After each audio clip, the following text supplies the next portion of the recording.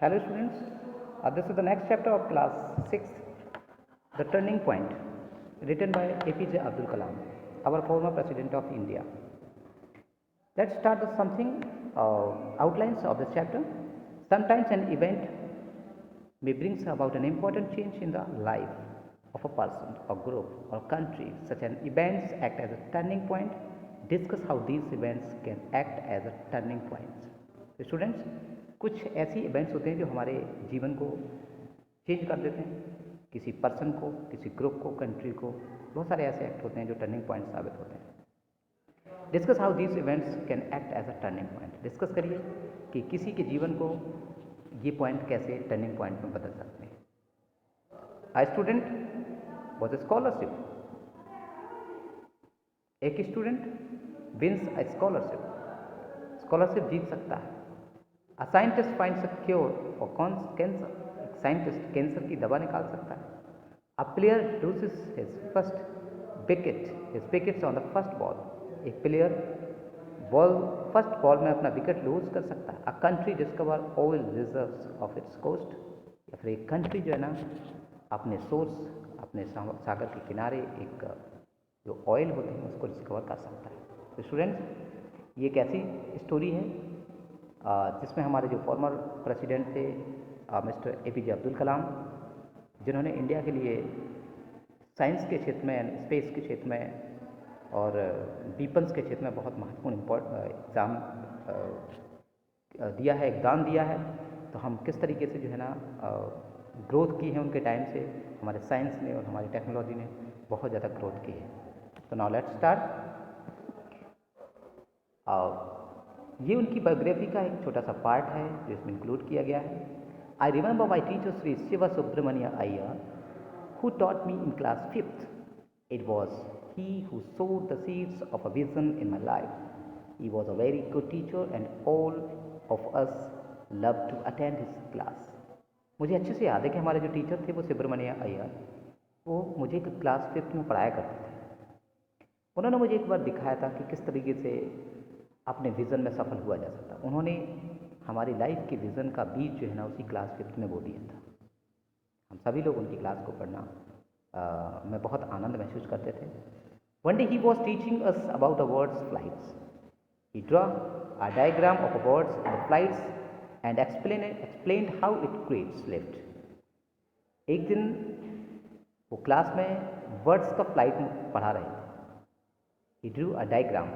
वो किस माध्यम से पढ़ा रहे थे? उन्होंने एक डायग्राम को बनाया और उन्होंने पढ़ाया कि जो किस तरीके से बर्ड्स फ्लाइट लेते हैं, कैसे उड़ते हैं. He also explained how it changes directions while flying. और उन्होंने ये भी बताया कि बर्ड्स जो होती हैं वो फ्लाई करते समय अपना एकाएक डायरेक्शन कैसे चेंज करते हैं. For 25 minutes he lectured us on things such as lift, drag and how birds fly in promotion of 10, 20 और 30. तो उन्होंने लगभग 30 मिनट तक हम लोगों को बताया कि कैसे बर्ड्स मोशन लेती हैं, कैसे स्टार्ट करती हैं उड़ना, कैसे बीच में ही टर्न लेती हैं. तमाम ऐसे क्वेश्चंस उन्होंने हमें बताए, बहुत सारे डिस्क्रिप्शन दिया. At the end of the class he wanted to know whether he had understand how a bird's flies. और इसके बाद उन्होंने जानना चाहा कि किसको समझ आया कि बर्ड्स कैसे फ्लाई कर सकती हैं. I said I had not understand. मैंने कहा मुझे समझ नहीं आया. When I said this, he asked whether the others had understood or not. इसके बाद उन्होंने और स्टूडेंट से पूछा.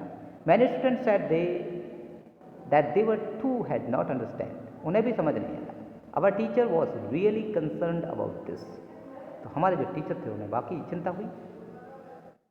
और बिल्कुल ये रियली है कि अगर टीचर 30 मिनट तक लेक्चर देता है और अगर स्टूडेंट को कुछ समझ नहीं आता है तो निश्चित तौर पर या तो उसकी टेक्नोलॉजी डिस्टर्ब है. टेक्नोलॉजी ही डिस्टर्ब मानी जाएगी कि अगर 50% से अब स्टूडेंट्स अगर नहीं समझ पाते हैं तो वो वहाँ टीचर फेल है कि वो क्यों नहीं समझा पा रहा है. तो वो कंसर्न हुए, चिंतित हुए. But he did not get upset by our response. लेकिन हमारे रिस्पॉन्स से वो अपसेट नहीं हुए. He wanted us to understand the principle of flight, so he did. So he said that he would take all of us to the sea शोर.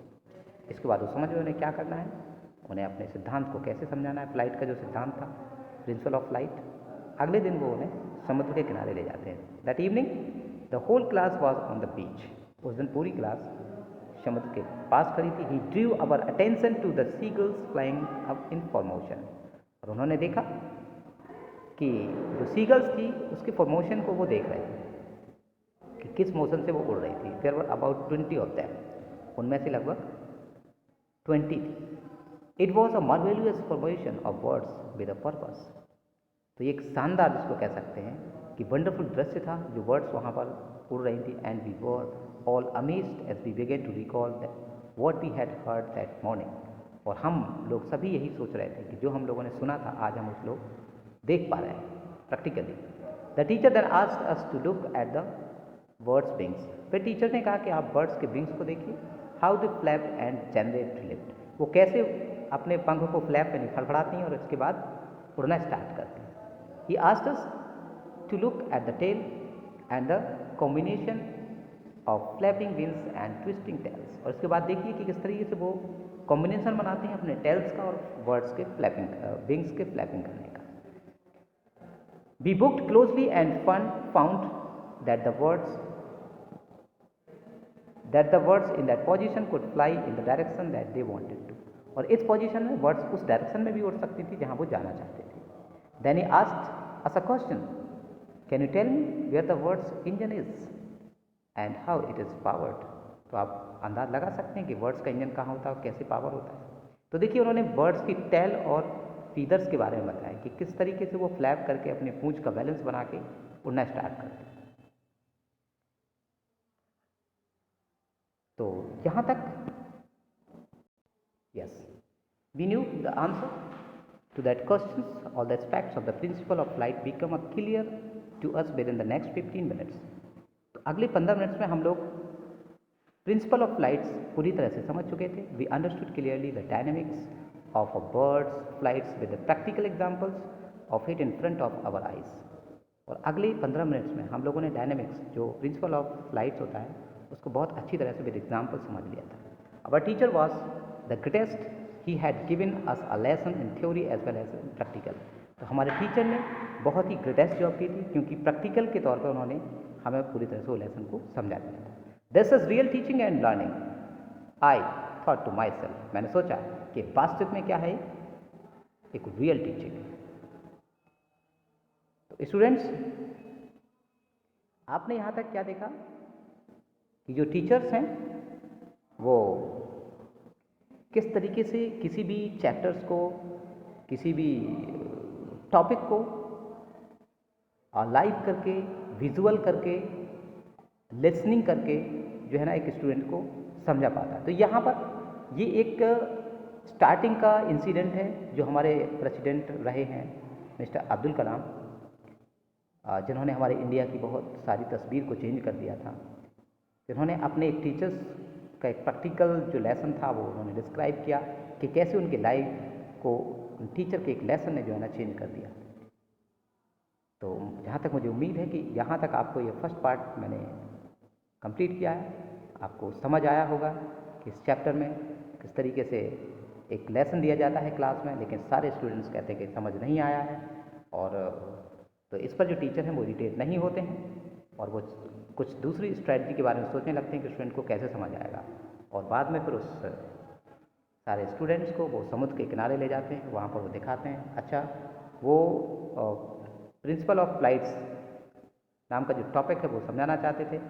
समुद्र के किनारे जब ले जाते हैं तो देखते हैं कि चिड़ियाँ, बहुत सारी सीगल्स जो ओशियन बर्ड्स होती हैं वो बहुत सारी उड़ रही थी। उन्होंने दिखाया कि ध्यान से देखिए किस तरीके से वो अपने बर्ड्स और फीदर और टेल्स में कॉम्बिनेशन बनाती हैं और वो उड़ जाती हैं।